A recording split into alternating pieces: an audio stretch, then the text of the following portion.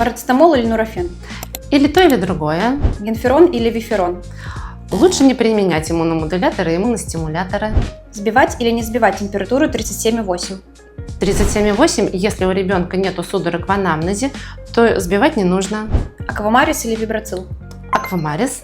Сок чеснока или физраствор? Ни то, ни другое. Укутывать или дать пропотеть? Нет, конечно же, дать пропотеть. Дышать над картошкой или небулайзер при кашле? Ни то, ни другое.